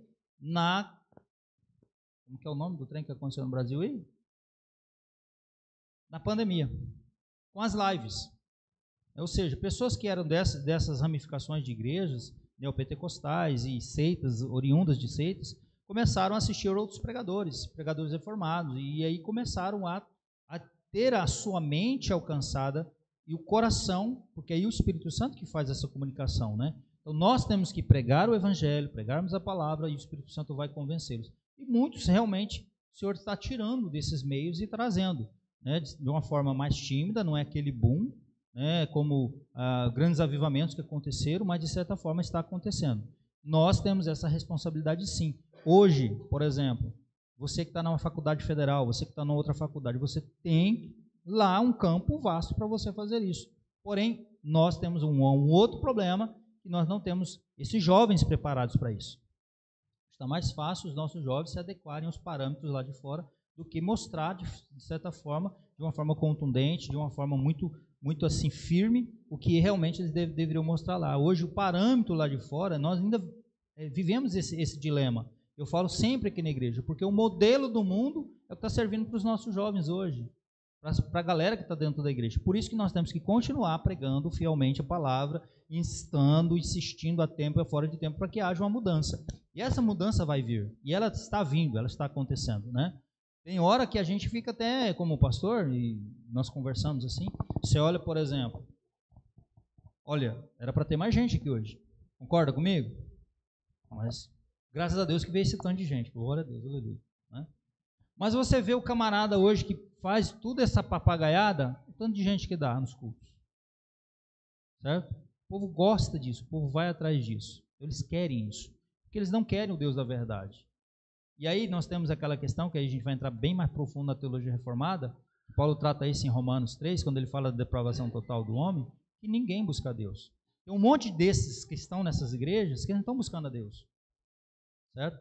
Porque esse buscar a Deus é só para quem realmente já foi regenerado. Só quem busca a Deus é quem de fato já é dele, certo? Essas galeras estão... E aí a gente entende febrilmente que essas pessoas estão assim, apunhadas dentro dessas igrejas, elas estão buscando a Deus, mas elas estão buscando aquilo que Deus pode dar para elas. Mas de fato não estão buscando a Deus. Porque se Deus não vir a essas pessoas primeiro e encontrá-las, elas jamais teriam condição de buscar a Deus. É o que Paulo vai falar aos Romanos: ninguém busca a Deus, ninguém tem entendimento, e é o seguinte, cada um segue o seu próprio caminho. Então essa é a questão. Então eu acredito que na grande maioria dessas igrejas existem os eleitos de Deus lá, e esses eleitos de Deus vai tirar de lá, ele vai trazer, né, dentro das seitas, oriundas, e vai ter um momento exato disso acontecer. Evidentemente Deus vai trazer para um local onde de fato o Senhor ali, ele é presente pela sua palavra, e ele governa aquela igreja através da sua palavra. Ok? Boa noite. Boa noite aos pastores da igreja. A gente, hoje, na verdade, há muito tempo, né, a gente clama por grandes representantes da igreja evangélica no Brasil. Né? A gente não tem nenhuma grande liderança ou alguém para se espelhar de forma a nível nacional, né, que realmente represente ali a igreja evangélica como um todo. Claro, nem todos os grandes líderes no Brasil hoje têm alguma falha, tem alguma coisa que a gente possa apontar, porque ninguém é perfeito. Mas eu entendo, principalmente, como tem uma frase do Chesterton, né, que a coisa mais excepcional da vida é um homem comum, com uma esposa comum, filhos comuns, vivendo o cotidiano do lar. A nossa função como igreja, na verdade, é criar a reforma dentro da nossa própria casa.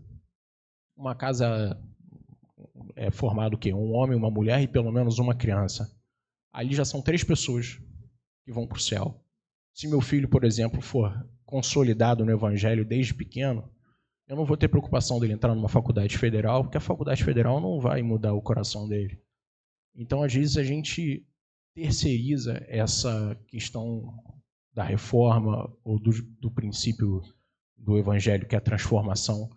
A gente, desde a década de 90, nós já somos mais de 70% da população brasileira cristãos, né, entre católicos e protestantes. E o país, em todos os índices, são muito ruins. Né? Hoje, a igreja que mais cresce no Brasil é a igreja dos sem igreja, dos desviados. Isso são dados do IBGE, teve um censo em 2022 agora. Então, mesmo com todo esse movimento de a facilidade com pregações, com bons pregadores na internet, a gente ainda encontra um vazio muito grande exatamente do poder de Deus que realmente transforma, que muda o meu bairro, muda a minha rua, a minha vizinhança, porque ele é feito com um trabalho de formiguinha. Né? Eu não preciso esperar um grande Billy Graham brasileiro para ele conduzir a igreja a mudar o país como um todo. A igreja tem que começar exatamente dentro da minha casa. O meu filho entendendo a palavrinha de Deus desde pequeno, dele ser um missionáriozinho na creche dele. Quando ele crescer, ele vai encontrar uma outra menina que tem o mesmo pensamento, que tem os mesmos fundamentos bíblicos, vai conduzir uma outra casa com novas crianças, todos fundamentados na palavra de Deus. É claro, isso requer trabalho, como vocês acabaram de citar. É trabalhoso. Não é... Criar criança normalmente já é trabalhoso. Uma boa criança, né? Um bom cidadão. E um bom cidadão que, como a palavra diz, conhece, maneja bem a palavra e não tem do que se vergonhar, é mais trabalhoso ainda. Então, assim, esse levantar de um grande líder, eu, sinceramente, não acredito, mas eu acredito no poder, principalmente, de ações individuais, dentro de famílias. Tem um filme, não sei se ele ainda existe na Netflix, chamado Woodlawn. Woodlawn era uma cidade no Alabama, nos Estados Unidos, que durante a década do avivamento de 70, era uma das cidades mais segregacionistas e racistas dos Estados Unidos. E um menino, na verdade um jovem, ele foi no encontro do Billy Graham, num estádio nos Estados Unidos, encontrou a Cristo, entrou numa escola e foi num time de futebol americano, onde havia brancos de um lado, negros do outro. Ele foi ao treinador, ele foi, treinador, eu sei que o seu time não ganha. Ele falou, por quê? Porque está faltando Jesus. Obviamente, fizeram chacota dele, mas ele teve a permissão de participar dos treinos. O filme vai contando isso, né, a história dele. E vai mostrando como o empenho de um único rapaz que ele entendeu que o evangelho transformava, ele não estava preocupado com resultados de futebol. Ele só queria que a escola do estado mais segregacionista e racista dos Estados Unidos mudasse isso. Ele ganhou o coração do treinador, ganhou o coração dos jovens, e foi uma transformação imensa para aquele time, que depois, para a cidade, né, como um todo, e depois se refletiu em bons resultados dentro do campo. E, ao final do filme, a gente vai entendendo a grandiosidade que aquele movimento de um rapaz que decidiu no seu coração, não, eu vou mudar pelo menos a escola do meu bairro, onde eu cresci. Como isso se espalhou pela cidade como um todo. numa época onde as pessoas de fato se matavam por causa do tom da pele. E o evangelho é isso. Esse é o verdadeiro reforma, né? O que é uma reforma? Eu ver uma coisa ruim, deteriorando, caindo aos pedaços, e eu vou lá e vou consertar isso. Então, assim, eu acredito nisso, na reforma sendo pequena, um trabalho de formiguinha que eu transformo a minha rua, eu transformo o meu bairro, eu transformo a minha localidade, e isso multiplicado, né, entre várias famílias, em várias localidades, aí sim a gente consegue mudar e ter uma transformação de fato, que é o objetivo do evangelho. Sem obras, a fé é absolutamente morta. E está faltando exatamente isso, a obra. A gente vê o evangelho transformador. Isso, o evangelho, a reforma, aliás, ela não pode depender só da igreja. O interesse tem que ser de cada um. Não pode ser institucional. O que a igreja está fazendo? A igreja não faz oração. Então, ora na tua casa. A igreja não tem um programa de evangelização. Evangelize você. Você não depende da nossa autorização. Né? Então, de fato, a melhor reforma é a que começa nos nossos corações. Transforma o nosso ambiente, para depois transformar o mundo.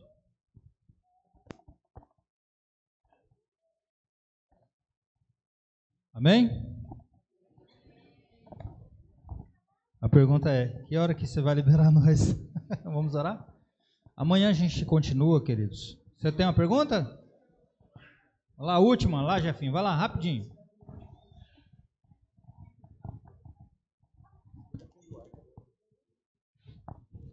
A minha pergunta é o seguinte: depois que teve essa reformas com vários reformadores, depois de Martinho Lutero,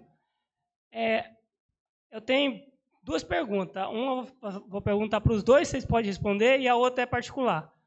Uma pergunta é por que depois que que o Martinho teve essa revolução, juntamente com a igreja, e denominou a igreja luterana, por que as outras igrejas, nas outras denominações, cada um, né, na sua forma bíblica, doutrina de se usada, né?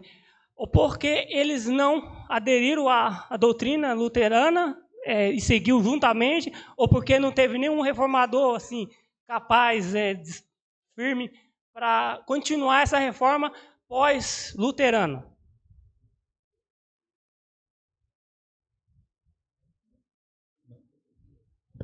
Pastor Denis, cara que responde. Pastor Denis, agora você responde. Voltamos, estamos online. Por que não deram continuidade? Falta de interesse, assim como nós hoje. A gente está tentando e muitos ainda não se interessam. Por quê? Não sei. Alguns se interessam, outros não. Uns veem verdade nisso, outros não.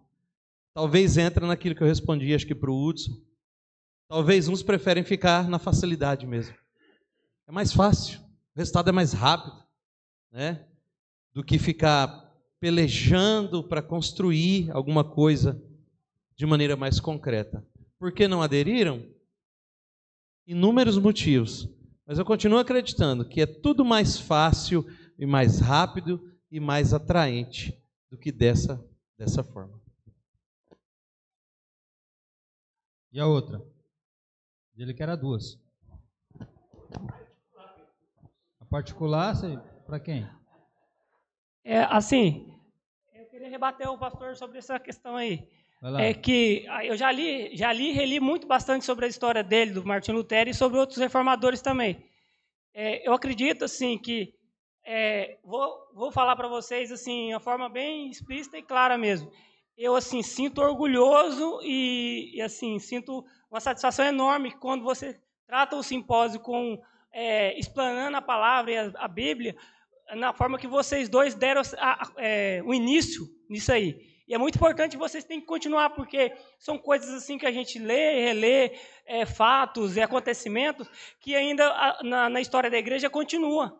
E a presbiteriana faz muito isso bem até hoje, desde a reforma antes, né, o protestantismo, e outras coisas, assim. Eu estou um pouco nervoso, mas é porque é muita informação que eu queria passar para vocês, assim, em relação a descobertas de pessoas que é muito importante a gente continuar, dar continuidade. Não só por causa da questão da denominação presbiteriana, que ela impulsiona a gente querer mais conhecimento, porque isso aí outras denominações fazem, mas tem que fazer com um ênfase e bater na tecla, igual vocês estão fazendo com o simpósio, sobre as reformas. Isso aí vai dar um up na vida das pessoas que estão aprendendo com vocês e aprendendo juntamente com a igreja. E você traz informação de lá de fora, informação que a gente não saiba, e às vezes a gente sabe alguma coisinha ou outra, mas é bem pouco explícito, vocês explicitam bem melhor e faz as coisas andar para frente. Então vocês têm que continuar e vocês estão de parabéns em nome de Jesus com a direção do trabalho que vocês estão fazendo. Amém. Só lhe deu glória, né? Um dos solos aí. Queridos, vamos ficar de pé, vamos orar para nós finalizarmos. Lembrando os irmãos que amanhã continua. O pastor Denis amanhã vai continuar com a segunda parte de motivos para uma reforma hoje. E no domingo de manhã nós teremos, a partir das 8h30, o café da comunhão, todo mundo aqui. Lembrando que nós vamos trazer lá, você ia tomar aquele café na sua casa, com aquele bolo maravilhoso, com aquela torta maravilhosa, você vai trazer para cá seu suco, seu café, seu chá, seu leite, e nós vamos tomar café juntos aqui. 9 horas nós vamos começar o culto, no mesmo formato aqui. E também não esqueça de trazer o alimento, Nós fizemos aqui uma lista, pastor. A galera já está falando o que vão trazer, Para não repetir muito, não sei como é que na primeira vocês estão fazendo, mas vocês estão mais acostumados a fazer assim do que nós, Vai dar tudo certo, nós vamos almoçar juntos aqui, depois que terminarmos, e à noite finalizamos às 19 horas no domingo. Todos são bem-vindos, quero agradecer a todos os irmãos que participam. Pastor Natanael, meu primo, com a esposa, a missionária, cadê a missionária? Está lá fora, com os meninos. Deus abençoe a vida de vocês, a amiga da irmã Kathleen, Camila, prazer em tê-la aqui conosco. Os demais irmãos da primeira igreja, pastor Denis, que é o nosso amigo, estamos juntos aí no segundo ano com esse simpósio. O Senhor em Cristo continue vos abençoando. Obrigado pela paciência, o formato diferente, mas eu acredito que vocês estavam assim, gostando, porque senão não tinha demorado até agora vocês fazendo pergunta. E eu queria responder mais, mas tem um caldo ali fora, gente, feito pelo Master